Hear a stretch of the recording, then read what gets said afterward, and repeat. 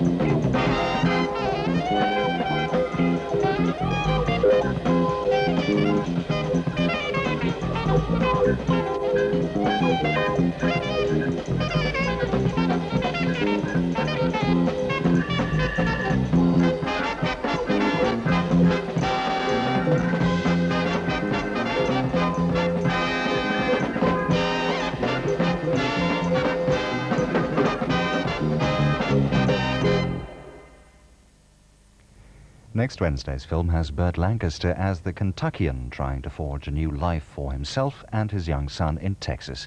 That's at 7:20, a week tonight. Well, meanwhile, on BBC2 in just a moment, four movie masterminds face a final questioning from Robin Ray. One of them will emerge with the title Film Buff of the Year.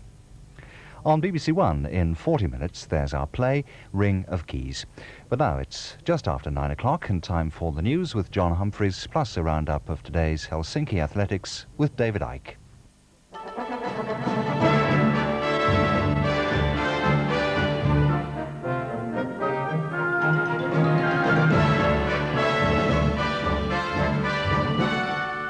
A big battle in Chad as Gadaffi's forces close in. A rough reception for one of his captured pilots. Tensions rise in Belfast on the day a soldier was charged with murder. A tug in trouble, 7 rescued in the Channel. A mystery solved, the truth about the submarine Swordfish. The Italian secret society chief who disappeared from jail in Geneva. A hat-trick in Helsinki, 3 golds for Carl Lewis, and Britain gets a medal at last. Good evening.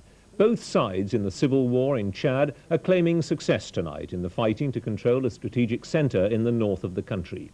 It could be a decisive battle in a civil war that's increasingly involving America and France on one side, and Libya, supported by the Soviet Union, on the other. 5,000 rebel troops, backed up by Libyan tanks and aircraft, have been attacking the town of Faya-Largeau. The government in N'Djamena say their troops have pushed back the attack and are in control of the military situation. Meanwhile, the first of a contingent of 250 French paratroops have begun arriving in Chad. They're experienced in operating in the area where they were stationed in the last couple of years in the Central African Republic. In Chad, officially at least, they'll work as military advisors. Libya has been even more involved in the fighting, though until recently there was little visible proof. Until, that is, a captured Libyan pilot was put on display at a news conference in N'Djamena. Our special correspondent Christopher Morris was there. Handcuffed and humiliated, he's one of Colonel Gadaffi's most experienced pilots. His Soviet-built fighter bomber was shot down over Chad. Now, Major Sharafadin, taken prisoner by the government troops, has publicly confessed to commanding bombing raids by the Libyan Air Force. His capture is a major propaganda coup for the Chad government, proof to the world of Libya's involvement in the war, a time to parade the enemy for the people to see and to hate.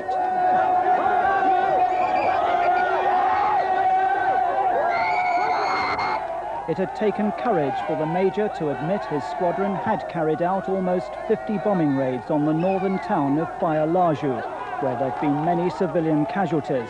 But the crowds were in no mood to forgive him for that.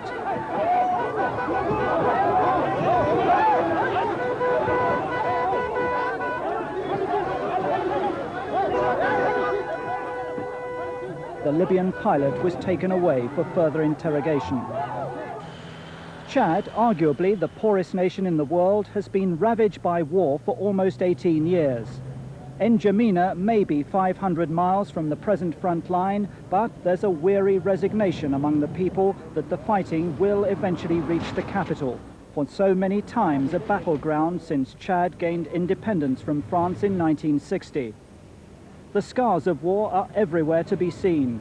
It's only just over a year since the former president, Goukouni Ouédé, fled, leaving Hissène Habré in control of a city from which he has twice been driven by force. Clearly, it's Goukouni's intention, with Libyan support, to try and drive out President Habré again.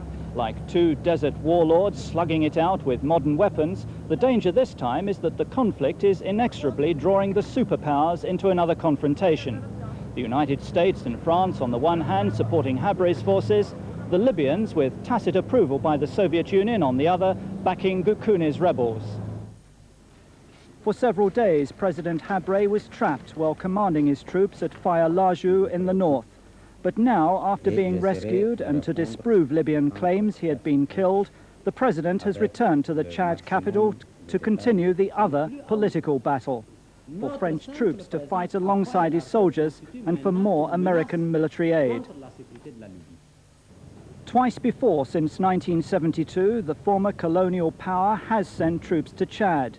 American and French military advisors are already here.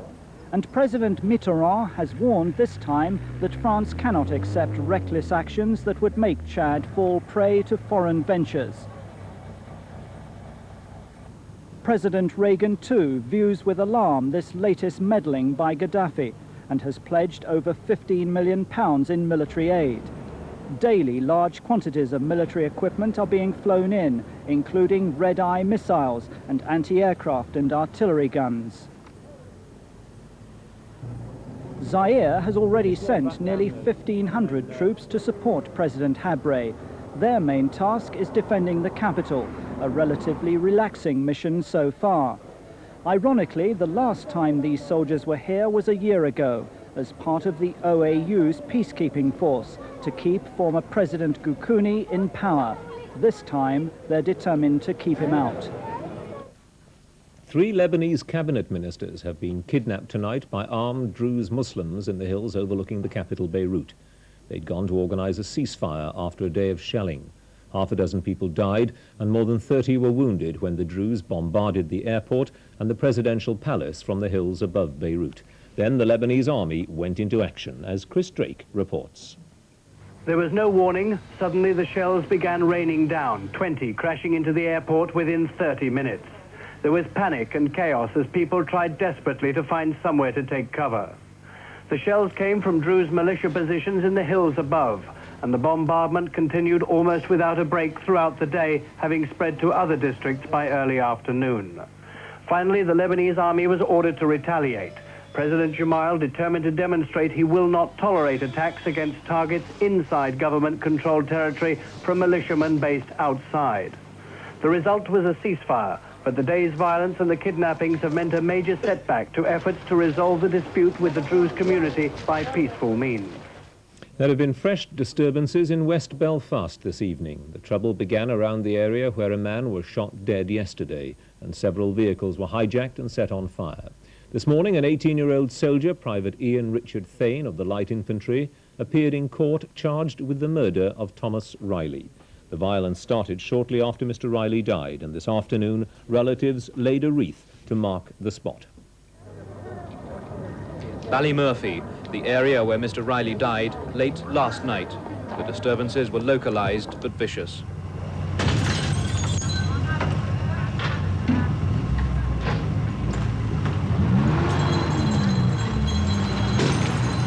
After the petrol bombs, the deafening sound of a blast bomb, just a few feet from an RUC Land Rover. Local people said it was the angriest night of disorder in this district since the hunger strikes 2 years ago. This morning, as debris in West Belfast was cleared away, Private Ian Thane appeared at Belfast Magistrates' Court. Private Thane was in court for about 5 minutes. The murder charge was read to him, and a prosecution lawyer said he believed Thane could be connected with the crime. Thane, a small, slight figure with tightly cropped fair hair, was dressed in civilian clothes. He answered, "Yes, sir," when the magistrate asked him if he understood what was happening. Then, after he'd heard an undertaking from a captain in the light infantry, the magistrate released Thane on £100 bail to be held in military custody to appear again before the court in 1 month's time. Several thousand people marched in protest past the Fort White Rock Army base where the light infantry is based. Wreaths were laid at the spot where Mr. Riley was shot. Elsewhere, in the Falls, Ballymurphy and Turf Lodge districts of the city, the disturbances resumed. One vehicle after another was hijacked and set on fire. For long periods, the security forces had little or no control over the area.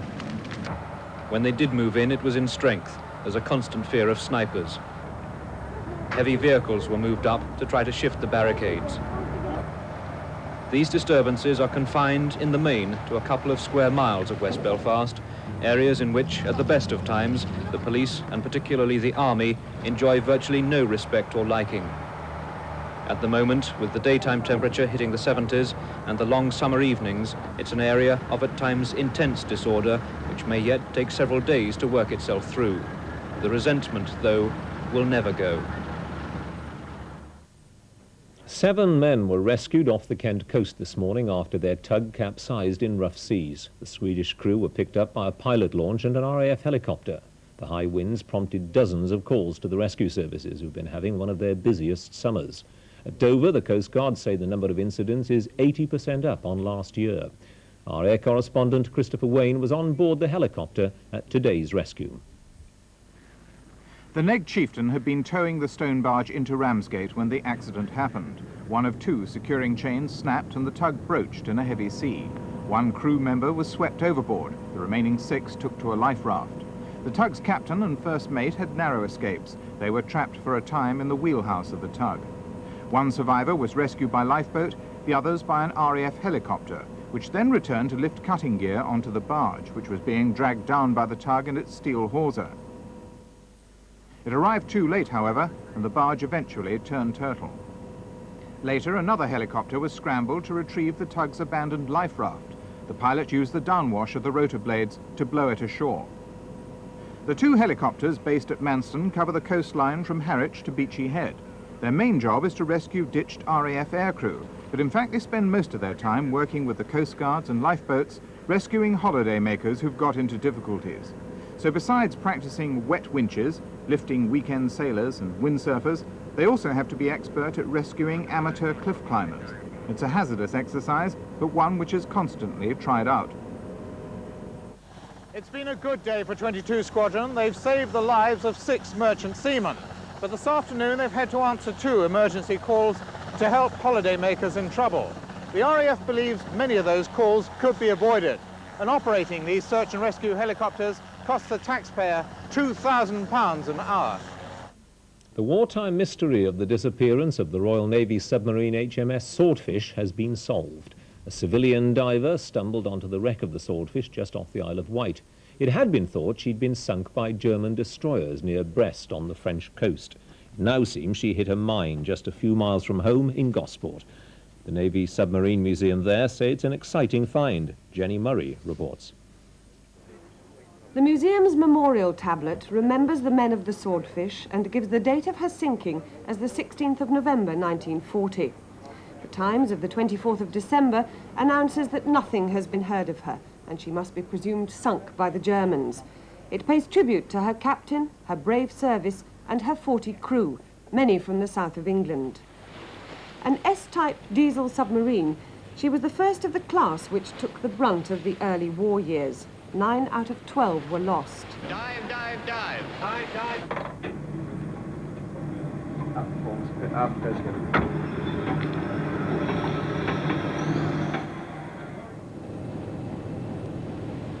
Launched in 1931, it was on the 7th of November 1940 that she sailed out of her home at Gosport's Fort Blockhouse. It was at the end of the year when we most feared invasion, and we had strung out the only handful of submarines that could be spared along the channel from east to west to report primarily any major shipping movements across the channel which might threaten us, and secondly to attack them if the opportunity came. Swordfish was to take the westernmost billet off Ushant and Brest. But she never reached her destination. In 150 feet of water just south of the Isle of Wight, she made her test dive with the intention of resurfacing and continuing her journey under cover of darkness. As she dived, she hit a German mine, believed to have been laid by U-28 a few weeks before. She was never heard of again until now, when divers brought pictures of her to the surface. The submarine was sat on the seabed upright, apart from the forward section which had been blown off. Very spectacular because the water's quite clear this year, which is unusual in that area. And it was just a spectacular sight, really. As a war grave, Swordfish herself will remain sacrosanct. Her exact location will never be revealed. There is to be a memorial service, and the museum will ask permission to raise her wheel from the seabed, the only artifact from a submarine war grave, and a fitting memorial to the 41 men who died so close to home. The Prime Minister has been passed fit by her ophthalmic surgeon to go ahead with her holiday. Mr. Richard Packard said he was very pleased with the progress of Mrs. Thatcher's eye, and his advice was that she could proceed with her holiday plans with every confidence. So Mrs. Thatcher will be leaving on Friday with her husband for their private holiday in Switzerland. 3 foremen at a microchip factory have lost their claim for unfair dismissal. They'd been sacked because their bosses found hidden sleeping chambers, complete with blankets and bedside lights. The men who worked at Plesseys in Swindon told an industrial tribunal it had been going on for 23 years, and if they'd tried to stop it, the other workers would have made life impossible for them. British Leyland's truck-making division are warning their 10,000 workers that the firm is fighting for its survival.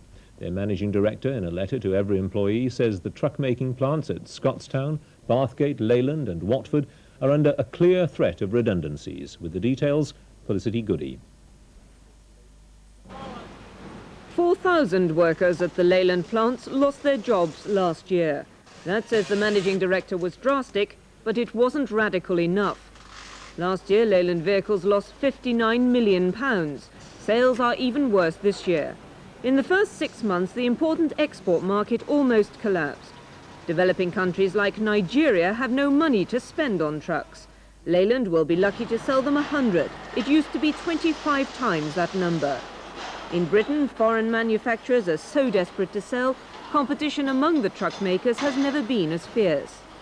Leyland has a fine range, says the managing director, Mr. Les Wharton, but quality still needs improving and costs bringing down.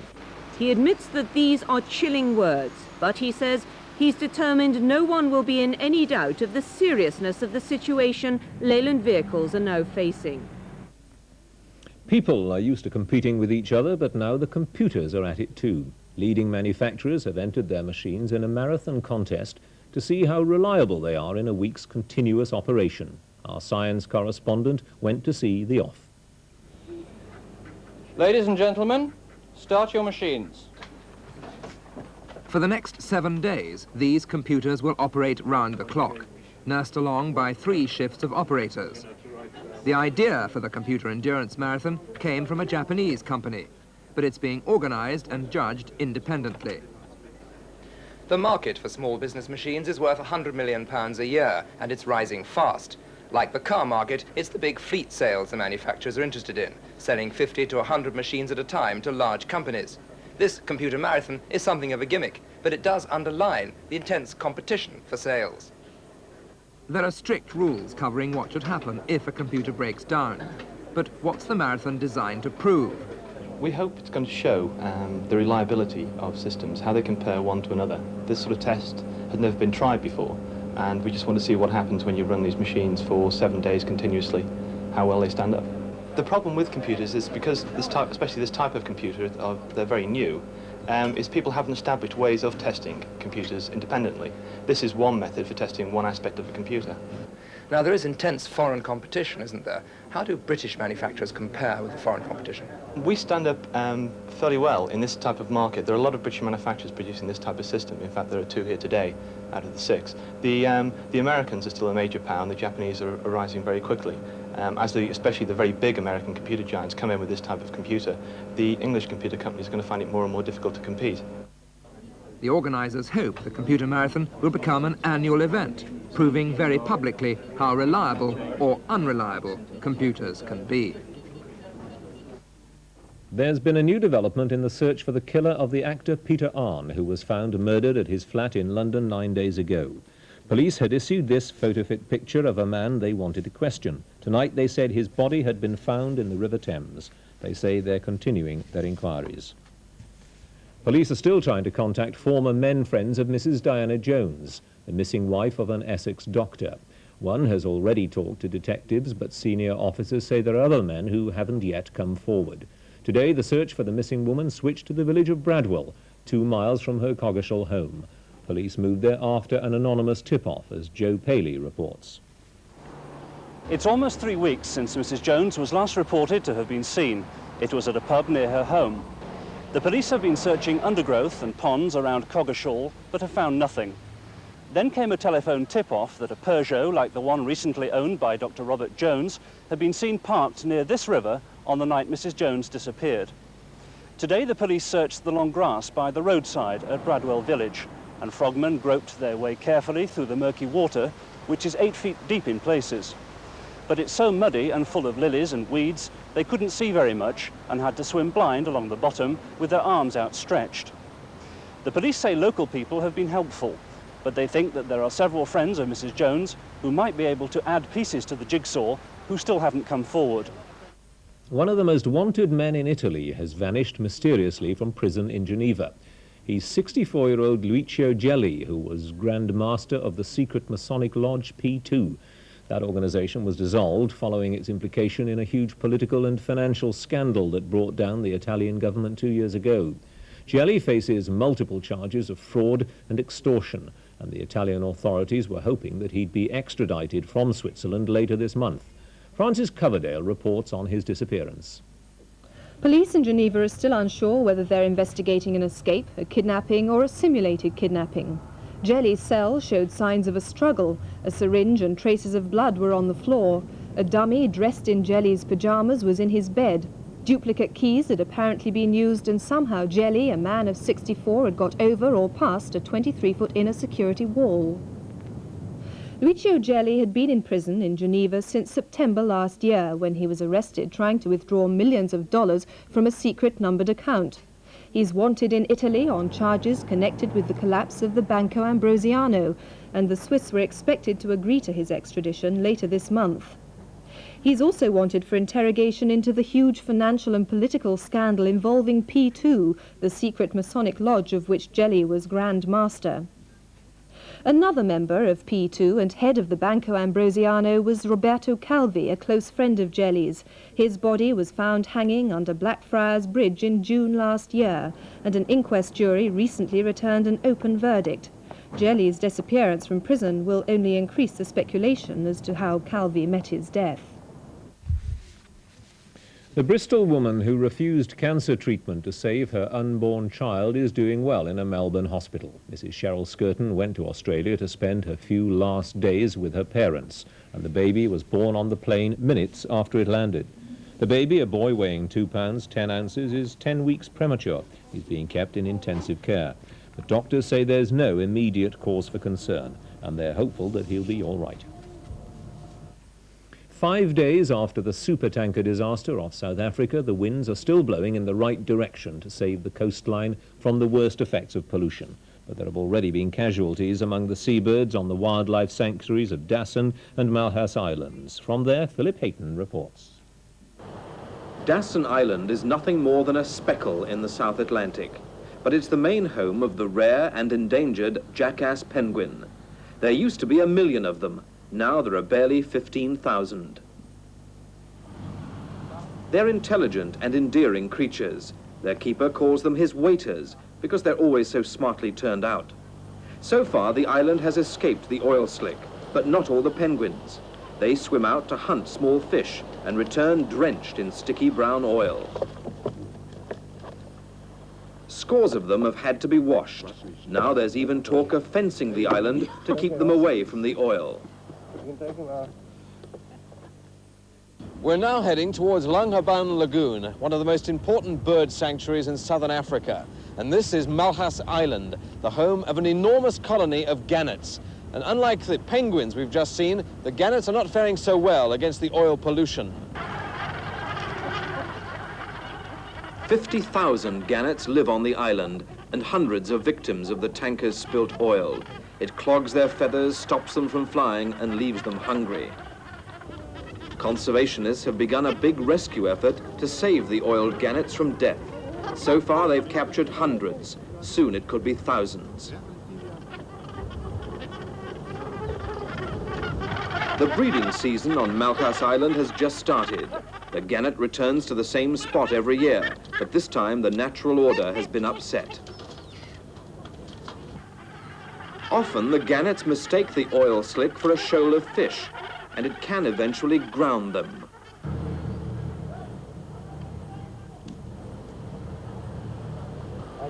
The gannets are taken off for a wash and brush up, a vitamin pill, and some food. In a few days, they'll fly back to their island home, fit and well again. Britain's yachtsmen have failed to retain the Admirals Cup trophy. It was announced this evening that West Germany are the overall winners, their first win since 1973. The Fastnet race, the last event of the Admirals Cup series, ended at Plymouth today. The first yacht home this morning was the American boat Artemis. The United States came third overall. In second place were the Italians, but the British slid to seventh, their worst ever position. It's particularly disappointing because Britain have never come lower than third. But Britain's athletes have at last won a medal at the World Athletic Championships in Helsinki. It was a silver in the women's sprint relay. But David Icke starts his report on the day's action with news of the two outstanding performances. Yes, Helsinki today has been dominated by two of the world's greatest athletes, a man and a woman, the American Carl Lewis, the Czech Jarmila Kratochvílová. Lewis completed a hat-trick of gold medals, including a world record. Kratochvílová won her second gold, and she too claimed a world record. Well, Lewis had already won the 100 metres when he stepped onto the runway for the long jump, and with one giant leap, left the rest fighting for second place. The greatest long jumper since Bob Beamon. Trying to compose himself on the end of this runway. Jason Grimes has set the target, 8 metres and 29, 27 feet 2.5, and all that happened while Lewis was in a relay.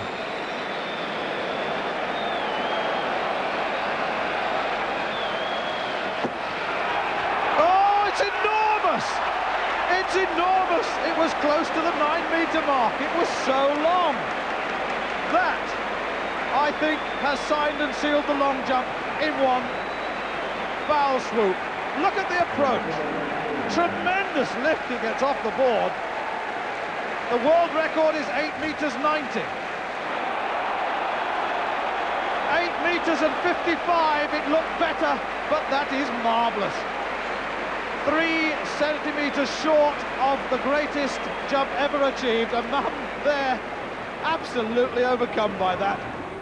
Well, that was a second gold medal for Carl Lewis, with the silver to Jason Grimes and the bronze to Mike Conley. A clean sweep for America. So, 2 down, 1 to go for Lewis, and that was the men's sprint relay. The American team included the 3 fastest men in the world, and so of course they were the outstanding favourites. But there were still some very nervous parents, Mr. and Mrs. Lewis and Sister Carol, waiting in the stand to see if their man could complete the hat-trick.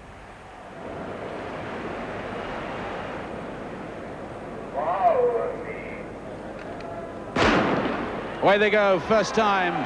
Emmett King quickly into his stride. Tilly going well for Italy, West Germans going well with the red band. But America away, safe on first. Away goes Willie Gault, catching up the American, catching up the West German Christian Haas. He's had a good leg. And Calvin Smith flying.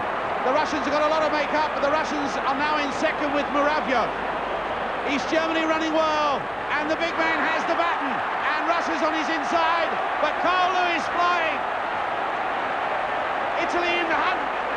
for silver, and silver to Italy, I think, and Mum says it all. Maybe the Soviet Union, 37.86, and another world record goes down in the book. 3 world titles and a world record, and the long jumpers there to greet him. Big sisters there. What a run he had. Carwin Smith, and they're leaping all over him. 37.86, inside 38 seconds for the first time. That record stood since 1977. Have a look at this, with the Soviet Union on the inside, Italy in lane 5 in blue. That's the Reds, there's no doubt about the winners. Let Carl Lewis go, and then look at Britskin on the far right, and watch Manea finish for Italy in lane 5. He is absolutely flying. We're going to see him in the 200 meters. Look him run the Russian down, and I think he gets him. And the East German coming up as well. Yes, indeed, Manea gets there. The Russian throws himself at the line for 4th. East Germany 5th, then West Germany, and they owe it, that medal, to Pietro Manea. But Carl Lewis now has 3 golds. And there it is, gold medal number 3 for Lewis, the silver to Italy and the bronze to the Soviet Union. So he'd done it, 3 gold medals to the brilliant American, and afterwards he talked with Tony Gubber.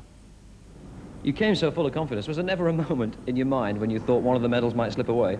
Well, I think that I've always learned and I've always felt that as long as I take care of my part of the job, then things will go very well for me. So I felt that I was competing very well, and that was the first and most important part of it. And after that, everything just rolled right along. Well, even going to the long jump late and then leaving it early to run the relay semis and then the relay final, still no doubts then? Well, at the TAC meet in the past, I've done the same thing, so I've gotten used to that type of running back and forth. And the way I stay relaxed is just to interact with the crowd, and I think that settles me down, even though I do have some problems. But everything worked out well for me, and I was able to end the night with a world record. Smashing. 3 gold medals, what next? Well, hopefully 4 sometime. There's only one athlete in Helsinki capable of matching Lewis there. That's the Czech girl Jarmila Kratochvílová. She's also looking for 3 golds. Yesterday she won the 800 metres, and today she went in the final of the 400. The World Championship 400 metres final. Kratochvílová going for her 2nd gold and going quite positively. Has closed right down now on one of her main rivals, Pinigina. Into the back straight. Wind slightly behind, and Pinigina beginning to respond. And Marita Payne going well for Canada in lane 6. On the inside, Kochembova has run a very fast first 200 metres. And the battle is really on now, and this is where strength tells. And Kratochvílová has surely got it. It looks very fast indeed. Pinigina fighting like mad against the power of the Czech. But Kratochvílová leads. Kochembova on the inside. It's still Kratochvílová coming away for her 2nd gold, and it's going to be Czechoslovakia 1 and 2, and could it be a new world record? Kratochvílová wins, Kochembova in 2nd place, Pinigina 3rd, and the world record has gone. A 2nd gold for Jarmila Kratochvílová, now world record holder at 400 and 800 metres, and the 4x400 metres relay still to come. Well, it hasn't been much of a championship for Britain so far, and by this evening we were still waiting for the first medal. But the performance of our women's sprint relay team when they won their semi-final gave us good reason to hope they could open our account. This is the final, described by David Coleman. They go on the 2nd time of asking, and the Russians got away well. Also going well on the outside is Joan Baptiste for Great Britain, and Canada going well as well. Now it's Baptiste to Kathy Cook, 2 clubmates. They've got a beautiful change the first time. They're right on the limit, but it's okay. Great Canada absolutely flying, and so too East Germany through Marita Koch. Jamaica going well as well. Bev Callender now takes over for Great Britain, and Canada running above themselves. The Soviet Union going better than they did before, but it's East Germany now, and the last leg run by Marley Score. It's East Germany leading. In 2nd place the Soviet Union. Great Britain closing to Shirley Thomas on the Soviet Union, and East Germany win it. Great Britain coming to 2nd place, a photo finish with Jamaica. It's very, very close, but that is Great Britain's first medal of the World Championship. Whether it's silver or bronze, I'm not sure. Shirley Thomas looks equally puzzled, but she and the anchor runner for Jamaica, who was Merlin Ottey, ran the legs off the last Russian girl. Great Britain on the outside, bad draw for them. Jamaica in lane 2, and what a run by Merlin-Otti, who was way back there. The Soviet Union in with a medal chance at this stage, but a fine leg by young Shirley Thomas and by Merlin-Otti of Jamaica, who came storming through from about 4th place on the anchor leg. The East German go well away and clear, and they take the World Championship in 41.76, just outside the world record. And did Shirley Thomas get it? I think she got the silver. So Great Britain look as if they've taken the silver, and Jamaica the bronze. The British time, 42.7 approximately. Well, in fact, Britain did get the silver, and those smiles say it all. The first British medal of the championship. Well, the men's 400 metres looked a very competitive final with strong opposition from West Germany and America, but the man they all had to beat was the Jamaican who trains in the United States. That's Bert Cameron. A long pause, it went nice and quiet, the stadium packed, the atmosphere superb, no break in the echelon. Scumrall has gone off though in lane 7 and closed on Mike Ball of Trinidad. He's gone blasting off, and the other West German looking good. But this is Bert Cameron, and he's flowing nicely. Up to Sundernicks now, he's taken 2 yards out of him. But Schoenleber is coming through, and the other West German, Scumrall, has closed, even on Bert Cameron. Weber has come up to him as well. Cameron off the crown of the bend. He's got 2 West Germans with him. Frank's on the inside, but Cameron flowing away. Scumrall outside him, can't close it.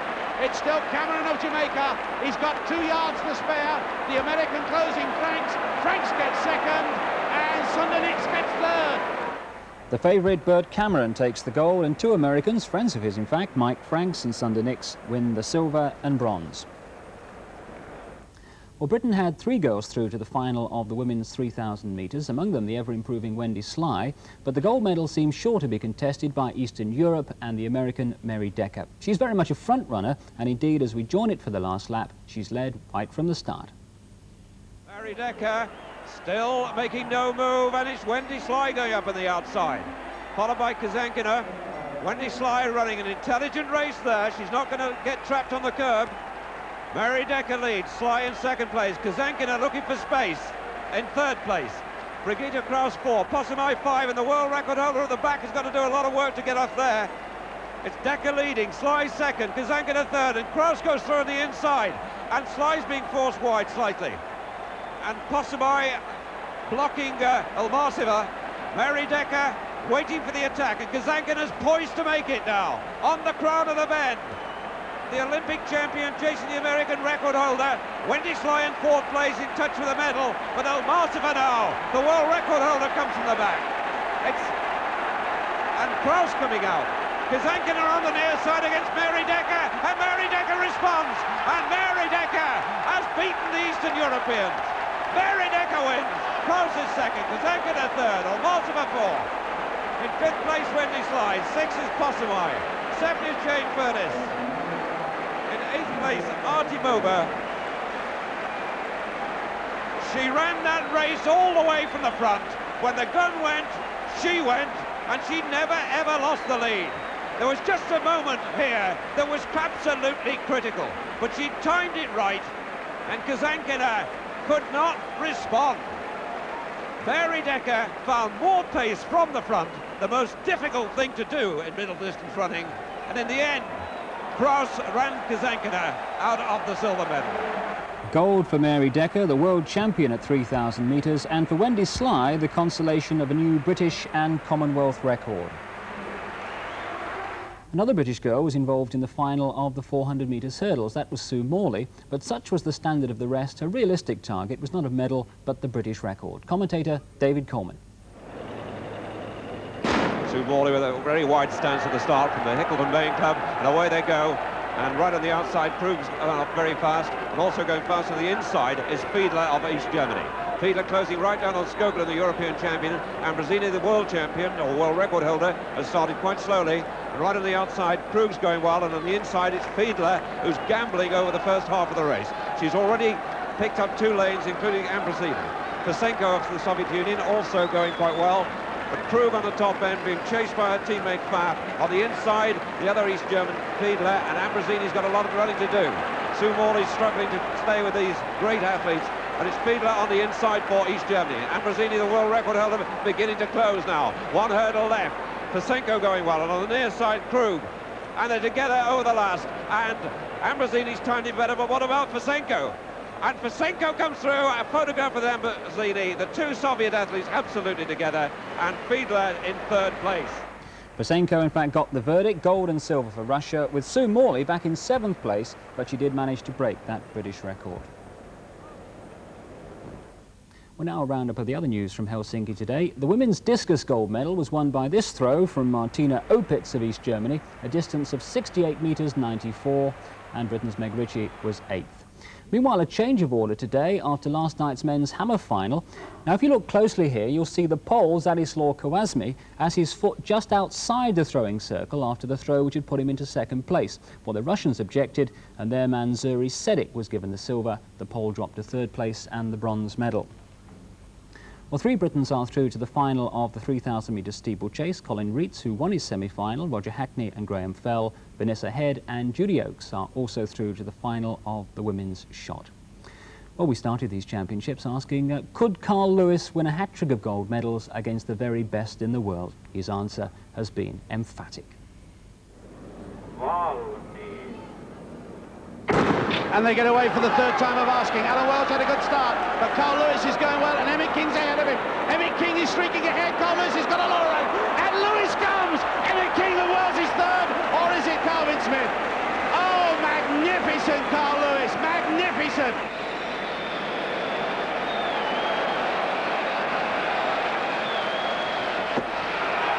Oh, it's enormous. It's enormous. It was close to the 9-metre mark. It was so long. The big man has the baton, and Russia's on his inside, but Carl Lewis flying. Italy in the hunt for silver, and silver to Italy, I think, and Mum says it all. And another world record goes down in the book. The 2nd gold medal of the day. Lewis has almost made this winner's rostrum his own.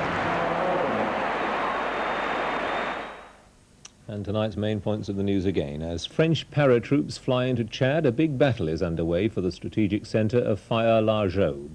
More disturbances in Belfast tonight. A soldier has been in court there charged with the murder of a man yesterday. And Mrs. Thatcher's surgeon says it's all right for her to go off on holiday on Friday. And I'll be back here with the late news around 11:30. Till then, good night.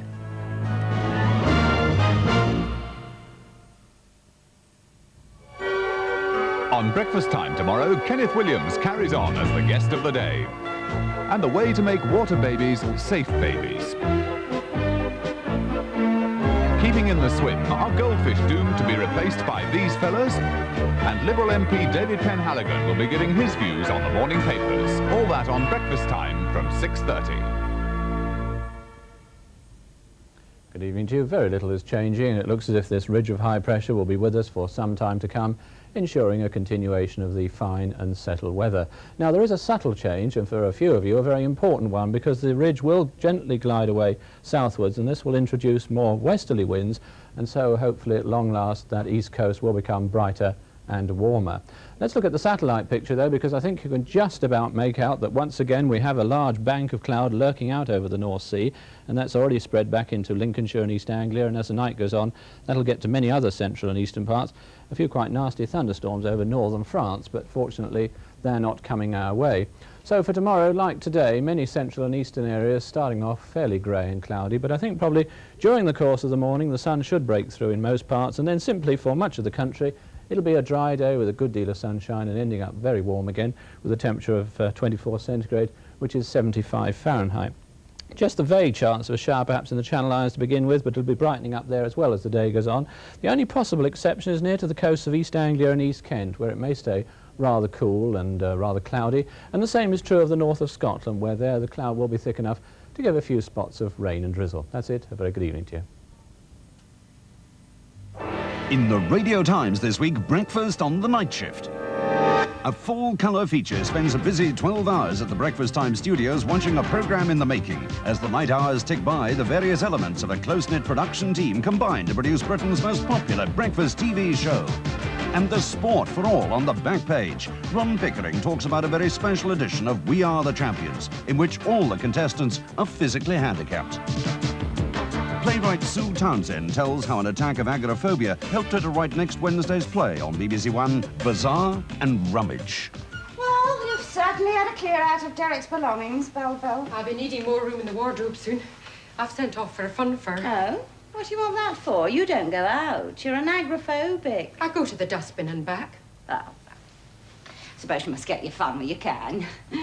And a sound of goons recalled by Spike Milligan. 3 decades of goon history are celebrated this weekend on Radio 4 as the first of 10 vintage shows returns to the airwaves. What is this snapshot and why are we showing it? Milligan knows the answers and all is revealed in this week's copy of Radio Times.